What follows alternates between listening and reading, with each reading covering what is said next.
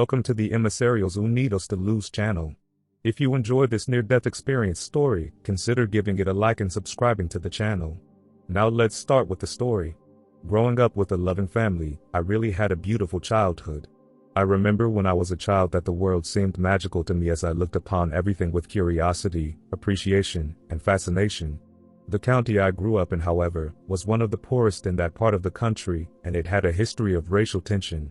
It was a county whose racial tension was kept alive and even exacerbated by the long-standing grudges and unresolved grievances that precipitated in the aftermath of conflicts that were incited via the employment of rhetoric and hyperbole that sought to exaggerate distinctions between white people and people of color.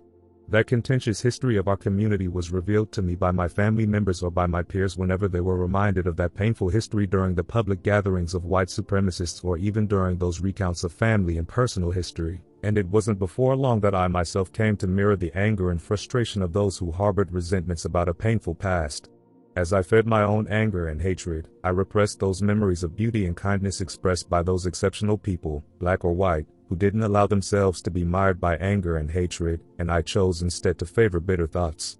My hatred became so chronic and ingrained that I would use the rhetoric of racial animosity to justify every negative thought and feeling, and as one might predict, my interactions with white people would only affirm my wholesale prejudice and hatred towards them. During my college years, I denied myself moments of joy and happiness, or moments that were frivolous and unencumbered. I was quick to dismiss the notion that my hatred was a toxic emotion that was killing me, even going so far as to convince myself that anger and hatred were the virtuous attributes of character of a spiritual being.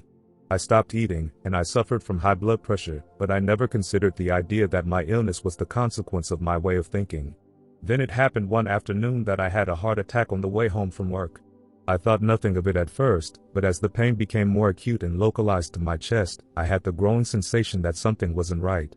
I was hoping that the pain would pass, but the pain became so severe and my breathing so labored that I knew it would be a matter of minutes before I was unconscious. In the emergency room at the hospital, I passed out on a gurney. The next thing I knew was that I was looking down from above, and people appeared as stars in the ubiquitous nighttime sky. Then my perspective changed suddenly, as I found myself looking down upon my body in the hospital room.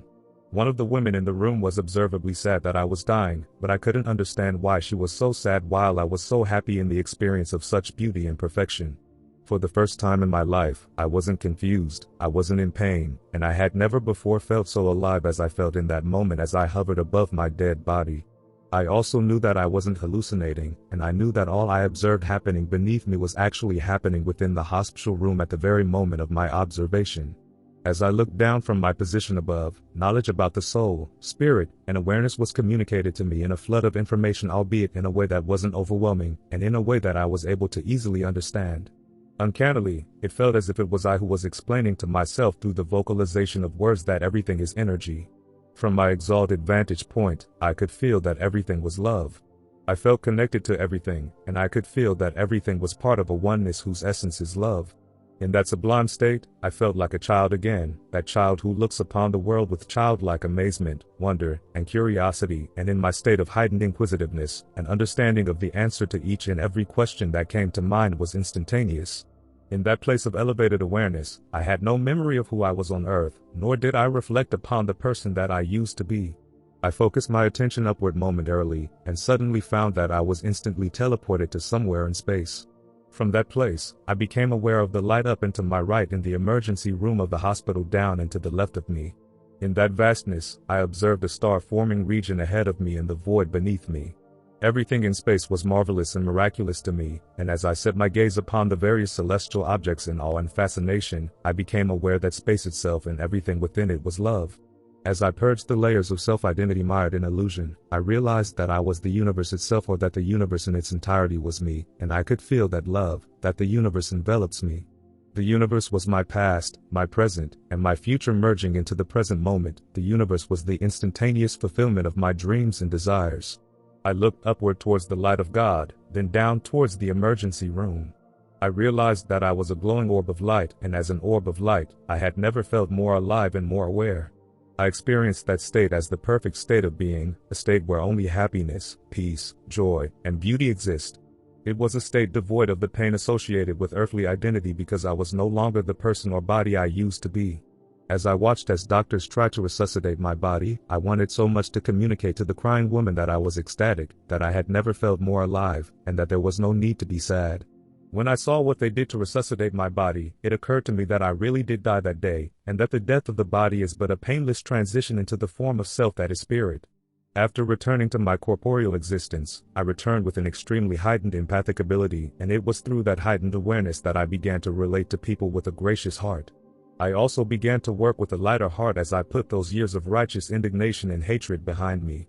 That out-of-body experience made me realize how powerfully my thoughts and feelings influenced my perspective, and I became very conscientious not to feed those thoughts and emotions that I knew weren't serving my highest good. The experience gave me the courage to admit when I was the one at fault, and to take responsibility for my irritation and anger. My experience of the world of spirit gave me an appreciation for maintaining mental calm and a sense of detachment, especially in those times when I felt my anger was most justified, if not for the health of my physical body, but for maintaining my sense of peace at the very least. That is not to say that I don't experience moments of hopelessness, but since the NDE, I don't see myself as a helpless victim of those feelings but rather as the one who decides whether or not to indulge them. If there is one single thing that the experience of the spiritual realm has taught me, it is that happiness begins when one is authentic to himself or herself, and that it is our choice whether we accept someone else's story or someone else's dreams, or at the very least, whether we let someone else's history influence our reality, and that it takes courage for one to be truly authentic to himself or herself, especially when everyone around you is asking you to be like them and think like them, to adopt their perceptions and adopt their dreams.